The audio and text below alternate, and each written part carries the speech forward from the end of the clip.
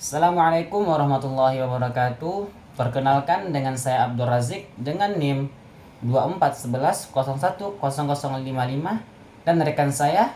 Perkenalkan saya Habib Andriansyah dengan NIM 2411010030. Dan kesempatan pada kali ini kami akan membahas tentang peradaban Islam dari masa ke masa, yaitu dari masa pra-Islam sampai masa akhirnya peradaban Islam pada masanya. Oke, yang pertama yaitu kita akan membahas tentang peradaban Islam pada masa Persia. Peradaban Islam di masa Persia berlangsung sejak awal penyebaran Islam hingga masa-masa berikutnya dengan penuh pencapaian di bidang politik. Dan Islam masuk dalam Persia pada tahun 651 Masehi, yaitu menandai jatuhnya kekaisaran Sasania atau Persia ke tangan kekhalifahan dan Rashidin setelah pertempuran Novawan. Islam mulai tersebar luas menggantikan Zoroastrisme sebagai agama dominan di Persia. Jadi, peradaban Islam pada masa Persia dimulai sejak tahun 651 Masehi, terus berkembang melalui dinasti-dinasti hingga masa modern saat sekarang ini. Persia memberikan kontribusi yang sangat besar bagi peradaban Islam, khususnya di bidang ilmu pengetahuan, sastra, seni, dan budaya. Islam ke Persia. Baiklah, mengenai materi Anda tersebut tadi, saya ingin bertanya tentang bagaimana proses masuknya Islam ke Persia pada masa kekhalifahan Ar-Rasyidin.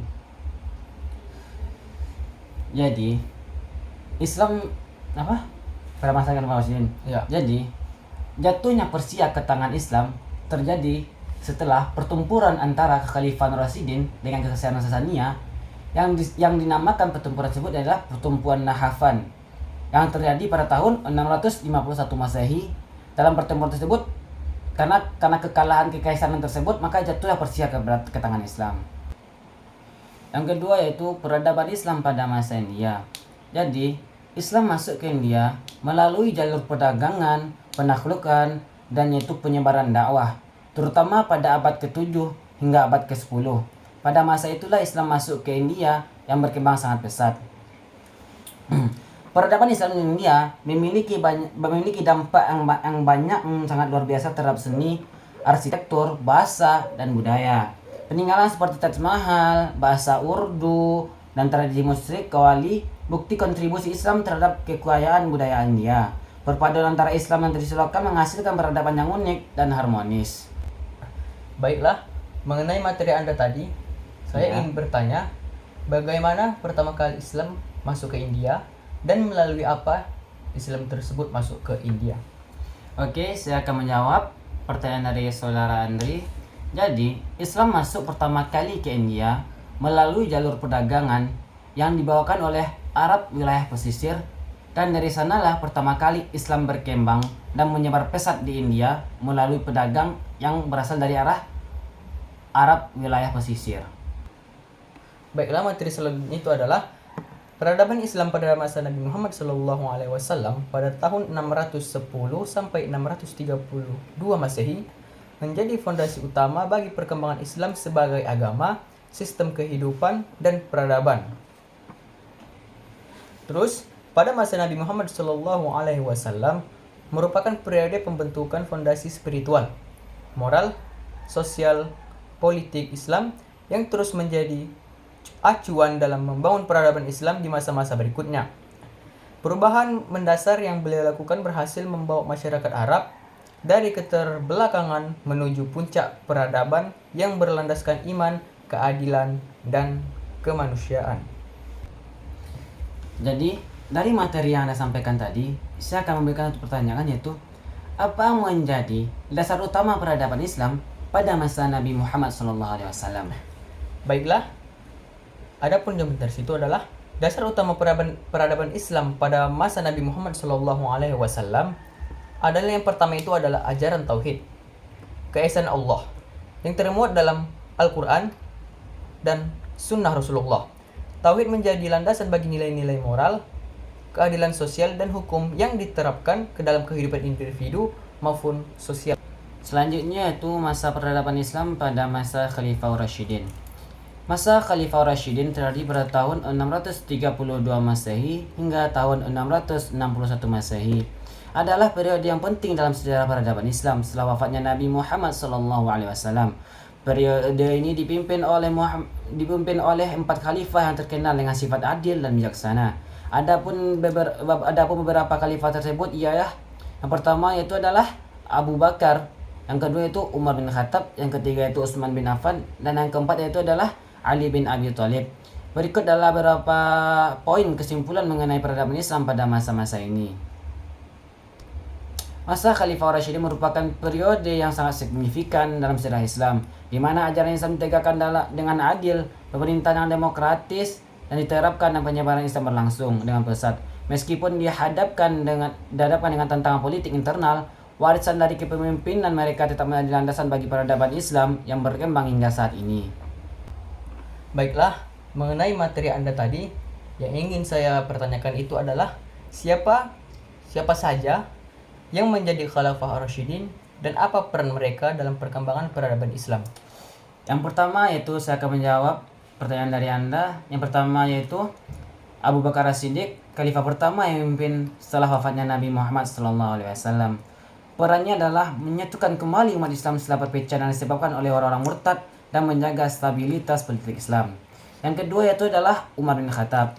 Umar bin Khattab yaitu adalah yang memperluas wilayah Islam secara besar-besaran, termasuk penaklukan Mesir, Syam, Persia. Ia juga terkenal karena profesional administrasi dan hukum Islam. Yang ketiga yaitu adalah Utsman bin Affan, yaitu adalah perannya yaitu mensumusap Al-Quran menjadi buku dan menyebarkannya ke seluruh dunia Islam dan mengembangkan armada Islam. Yang keempat yaitu adalah Ali bin Abi Thalib, khalifah keempat yang memimpin dalam masa yang penuh dengan konflik politik seperti perang Jamal dan perang Siffin, namun tetap berusaha menjadi prinsip keadilan dan persatuan umat Islam. Baiklah, adapun materi kita selanjutnya itu adalah peradaban Islam pada masa Umayyah pada tahun 661 Masehi sampai 750 Masehi. Yang pertama ada masa pemerintahan dinasti Umayyah adalah salah satu periode penting dalam sejarah peradaban Islam yang berlangsung dari tahun 661 hingga 750 Masehi. Dinasti Umayyah didirikan oleh kekhalifahan Khulafaur Rasyidin dan berlangsung hingga digulingkan oleh dinasti Abbasiyah. Berikut adalah beberapa aspek penting. Baiklah, adapun aspek penting dari dinasti Umayyah tersebut adalah masa dinasti Umayyah adalah periode penting dalam sejarah peradaban Islam yang membawa Islam dari sebuah komunitas kecil di Jazirah Arab menjadi kekuatan politik dan budaya yang besar di dunia. Walaupun ada berbagai tantangan politik dan sosial, pencapaian dalam bidang pemerintahan, ekonomi, seni, dan ekspansi wilayah menjadi warisan paling penting yang mempengaruhi peradaban Islam di masa-masa berikut. Oke, dari materi yang saudara sampaikan barusan, saya akan bertanya, yaitu mengenai apa yang menjadi penyebab utama ekspansi wilayah Islam pada masa dinasti Umayyah. Baiklah, izin menjawab dengan pertanyaan tadi. Penyebab utama ekspansi wilayah Islam pada masa dinasti Umayyah adalah strategi militer yang efektif, kepemimpinan yang kuat, serta adanya ketegangan politik di wilayah-wilayah yang ditaklukkan. Pemerintahan Umayyah berhasil memanfaatkan kelemahan kekaisaran besar seperti Persia dan Bizantium untuk memperluas wilayah Islam ke Afrika Utara, Spanyol, dan India. Selanjutnya yaitu saya akan bahas tentang peradaban Islam pada masa Abbasiyah. Peradaban Islam pada masa Abbasiyah yaitu pada tahun 750 Masehi sampai tahun 1258 Masehi. Dinasti Abbasiyah memerintah dunia Islam dari tahun 750 hingga tahun 1250 Masehi yang menandai salah satu periode keemasan dalam sejarah peradaban Islam. Dinasti ini menggulingkan dinasti Umayyah dan berfokus pada pengembangan ilmu pengetahuan, berfokus pada budaya, serta pemerintahan yang lebih inklusif. Masa dinasti Abbasiyah merupakan masa keemasan peradaban Islam yang ditandai dengan kemajuan ilmu pengetahuan budaya, seni, dan pemerintahan pusat-pusat pembelajaran dan penelitian berkembang pesat. Pengetahuan dunia pada abad pertengahan meski menghadapi keseruan internal dan ancaman eksternal, warisan Abbasiyah tetap menginspirasi dunia hingga saat ini. Baiklah, mengenai materi Anda tadi, saya ingin bertanya tentang apa yang menjadi pusat pemerintahan dinasti Abbasiyah. Jadi, Pusat pemerintahan dinasti Abbasiyah adalah Baghdad, yang didirikan oleh Khalifah Al-Mansur pada tahun 762 Masehi. Baghdad berkembang menjadi salah satu pusat kebudayaan, ilmu pengetahuan, dan perdagangan terbesar di dunia Islam. Selanjutnya yaitu adalah masa peradaban Islam pada masa Perang Salib. Perang Salib terjadi pada tahun 1096 sampai tahun 1291 Masehi. Merupakan periode penting dalam sejarah dunia Islam yang ditandai dengan interaksi antara dunia Muslim dan Kristen Eropa. Perang Salib ini dimulai ketika pasukan Kristen Eropa berusaha merebut kembali Yerusalem dan wilayah-wilayah lain di Timur Tengah yang telah dikuasai oleh kekhalifahan Islam. Meskipun perang salib ini telah dikenal dalam konteks konflik militer, periode ini juga memiliki dampak besar terhadap perkembangan peradaban Islam, baik dalam aspek politik, sosial, budaya, dan intelektual. Jadi, perang salib adalah periode penting dalam sejarah Islam yang melibatkan konflik besar antara dunia Islam dan Kristen. Meskipun perang salib ini berfokus pada aspek militer, dampaknya sangat luas terhadap perkembangan politik, ekonomi, budaya, dan ilmu pengetahuan. Baiklah, mengenai materi Anda tersebut tadi, saya ingin bertanya tentang apa penyebab utama dimulainya Perang Salib. Penyebabnya itu adalah Perang Salib dimulai pada tahun 1096 Masehi dengan tujuan utama untuk merebut Yerusalem dari tangan umat Islam dan mengembalikannya ke kekuasaan Kristen. Penyebab lainnya termasuk permintaan dari Kaisar Bizantium, Alexius I, dan bantuan dari ancaman Saljuk, serta hasrat para pemimpin Kristen untuk memperluas kekuasaan mereka di Timur Tengah dan mengembangkan dan menyebarkan agama Kristen. Baiklah, materi selanjutnya itu adalah invasi Mongol. Invasi Mongol adalah serangkaian-serangkaian yang dilakukan oleh pasukan Mongol di bawah kepemimpinan Genghis Khan dan penerus-penerusnya pada abad ke-13 dan ke-14 yang menghancurkan banyak kerajaan dan peradaban besar di Asia Timur dan Eropa.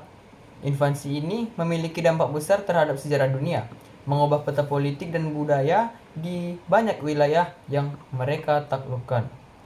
Selanjutnya, invasi Mongol adalah peristiwa besar yang mengubah peta dunia pada abad ke-13. Meskipun invasi ini menyebabkan kehancuran dan penderitaan besar di banyak wilayah, ia juga membawa dampak jangka panjang dalam hal perdagangan, pertukaran budaya, dan perkembangan wilayah. Kekaisaran Mongol merupakan salah satu kekaisaran terbesar dalam sejarah dunia, tetapi keberlangsungannya terganggu oleh ketidakstabilan internal dan perpecahan antara penguasa-penguasa bangsa Mongol. Dari materi yang Anda sampaikan, saya ingin bertanya, siapa yang memimpin invasi Mongol dan apa tujuannya tersebut untuk melakukan invasi tersebut? Baiklah, saya akan menjawab. Invasi Mongol dipimpin oleh Genghis Khan yang terlahir di Temujin, yang tujuannya adalah untuk memperluas kekuasaan Mongol dan menaklukkan wilayah yang kaya akan sumber dayanya dan strategis. Selain itu, Genghis Khan ingin membalas dendam terhadap kerajaan-kerajaan yang menolak atau menyerang kerajaan bangsa Mongol. Oke, kita akan menyambung materi selanjutnya, yaitu adalah peradaban Islam di Afrika Tengah. Memiliki utara tengah. Jadi materi selanjutnya ialah peradaban Islam di Afrika Utara. Merujuk pada perkembangan kebudayaan politik dan sosial yang dipengaruhi oleh penyebaran agama Islam di wilayah Afrika Utara. Islam pertama kali masuk ke Afrika Utara pada abad ke-7 dan ke-8 melalui penaklukan yang dilakukan oleh pada pasukan Muslim yang dipimpin oleh sahabat Nabi Muhammad SAW, terutama setelah pertempuran Yarmouk dan penaklukan wilayah Mesir.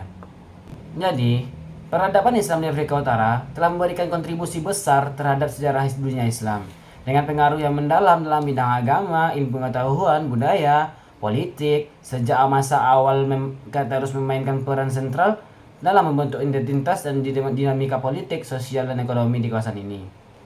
Baiklah, mengenai materi yang Anda sampaikan tadi, saya ingin bertanya tentang materi tersebut, yaitu bagaimana Islam pertama kali masuk ke Afrika Utara. Jadi, saya akan menjawab.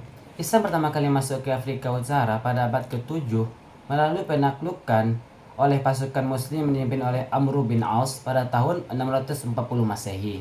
Pasukan Muslim menaklukkan Mesir, dan selanjutnya Islam menyebar ke seluruh wilayah Afrika Utara, termasuk Maroko, Aljazair, Tunisia, dan Libya. Baiklah, adapun materi kita selanjutnya yaitu tentang peradaban Islam pada masa Turki Utsmani atau Ottoman. merupakan salah satu peradaban Islam terbesar dan yang paling berpengaruh dalam sejarah dunia. Dinasti Utsmaniyah atau disebut Turki Utsmani memerintah selama lebih dari 660 tahun, dari tahun 1299 hingga 1922, dan memiliki dampak besar dalam bidang politik, budaya, agama, dan ilmu pengetahuan. Berikut ini adapun peradaban Islam pada masa Turki Utsmani memainkan peran penting dalam sejarah dunia dengan kontribusi besar dalam bidang politik, agama, ilmu pengetahuan, kebudayaan, dan ekonomi. Keberhasilan Utsmaniyah dalam memerintah wilayah yang luas dan beragam budaya serta agama memberikan dampak yang sangat besar dalam membentuk peta dunia dan pengaruh dunia Islam hingga pada saat ini.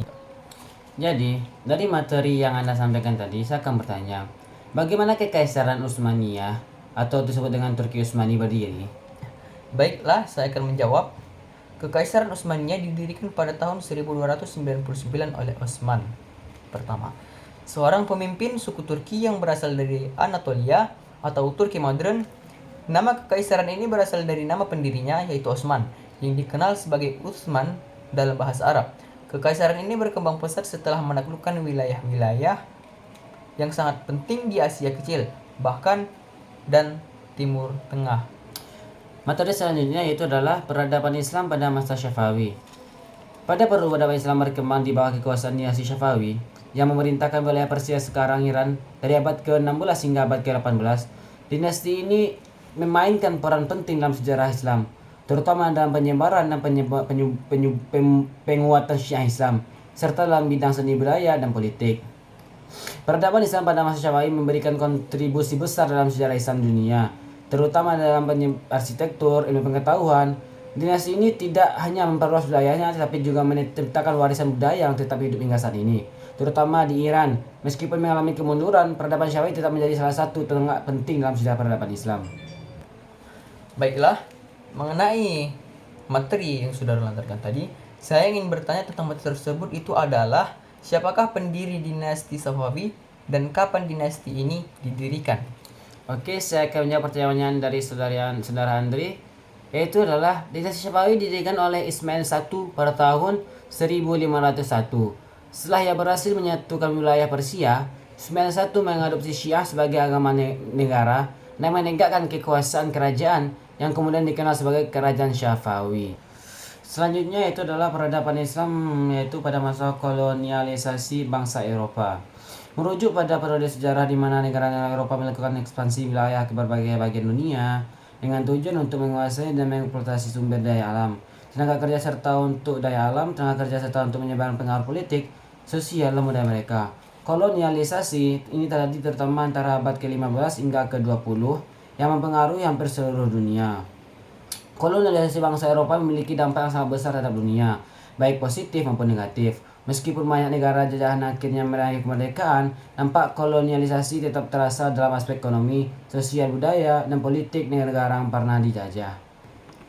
Baiklah, mengenai materi Anda tadi, saya ingin bertanya, yaitu apa yang dimaksud dengan kolonialisasi? Oke, saya akan jawab, yaitu adalah kolonialisasi adalah proses ekspansi dan penguasaan wilayah oleh negara-negara tertentu, biasanya untuk mengeksploitasi sumber daya alam, tenaga kerja, serta memperluas kekuasaan politik, sosial, dan budaya. Kolonialisasi sering melibatkan pemindahan penduduk dari negara penjajah ke wilayah jajahan dan seringkali mau menindas penduduk asli. Jadi, materi selanjutnya ialah peradaban Islam di Asia Tenggara. Peradaban Islam di Asia Tenggara merupakan salah satu bagian penting dalam sejarah peradaban Islam secara global. Islam masuk ke kawasan ini melalui berbagai jalur, baik melalui perdagangan, misi dakwah, maupun kontak budaya lainnya. Islam di Asia Tenggara berkembang dengan pesat, memberikan pengaruh yang besar terhadap budaya, politik, dan sosial di wilayahnya. Peradaban Islam di Asia Tenggara sangat penting dalam sejarah dunia Islam dan memberikan kontribusi besar terhadap perkembangan kebudayaan, ilmu pengetahuan, dan sosial di wilayah ini. Islam di Asia Tenggara tidak hanya berkembang sebagai agama, tetapi juga berkembang sebagai agama, tetapi juga sebagai bagian integral dari budaya dan identitas masyarakat di negara-negara seperti Indonesia, Malaysia, Brunei, dan Filipina. Pengaruh Islam tetap terasa hingga saat ini, baik dalam kehidupan sehari-hari maupun dalam pemerintahan dan pendidikan. Baiklah, mengenai materi Anda tadi, yang saya ingin pertanyakan itu adalah kapan dan bagaimana Islam pertama kali masuk ke Asia Tenggara? Oke, saya akan menjawab pertanyaan dari Anda. Islam pertama kali masuk ke Asia Tenggara pada abad ke-13 hingga ke-15 melalui perdagangan dakwah. Pedagang Muslim dari India, Arab, dan Persia membawa ajaran Islam ke pelabuhan-pelabuhan utama di Asia Tenggara, seperti di Sumatera, di Asia Tenggara, seperti Sumatera, Malaka, Jawa, dan Filipina. Selain itu, Wali Songo di Indonesia dan tokoh-tokoh Sufi juga memainkan peran besar dalam penyebaran Islam di kawasan ini. Oke, materi yang terakhir yaitu adalah peradaban Islam di wilayah minoritas Muslim. Merujuk pada perkembangan dan pengaruh Islam di kawasan di dunia, di mana umat Islam di kawasan itu merupakan kelompok minoritas baik dalam hal jumlah penduduk maupun dalam struktur sosial dan politik. Meskipun Islam menjadi agama mayoritas di banyak negara, ada juga wilayah di mana umat Islam berada dalam posisi minoritas. Peradaban Islam tetap berkembang meskipun menghadapi berbagai tantangan. Peradaban Islam di wilayah minoritas menunjukkan kekuatan adaptasi dan daya tahan yang luar biasa. Meskipun menghadapi tantangan dari segi sosial, politik, dan budaya, umat Islam terus berusaha mempertahankan identitas mereka, berkontribusi pada masyarakat luas, dan menjaga tradisi agama mereka. Di wilayah minoritas, Islam tetap menjadi sumber inspirasi dan kekuatan bagi banyak orang, meskipun sering menghadapi perlawanan dan diskriminasi. Baiklah, mengenai materi yang telah Anda sebutkan tadi, saya ingin bertanya tentang apa tantangan utama yang dihadapi umat Islam di wilayah minoritas. Oke, saya akan menjawab pertanyaan dari Anda. Umat Islam di wilayah minoritas menghadapi berbagai tantangan. Antara lain seperti itu adalah diskriminasi sosial dan politik. Dan yang kedua itu adalah kesulitan dalam menjalankan ibadah. Yang ketiga, asimilasi budaya, keterbatasan pendidikan agama, atau akses untuk pendidikan agama memadai seringkali terbatas, terutama di negara-negara memiliki kebijakan dalam agama negara yang tidak mendukung Islam. Dan itulah sekian materi yang dapat kami sampaikan dari peradaban Islam dari masa pra-Islam sampai masa terakhir yang telah kami sebutkan dalam materi kami ini. Dan sekian dari kami, dengan saya Abdul Razik dan saya Habib Andriansyah. Wassalamualaikum warahmatullahi wabarakatuh.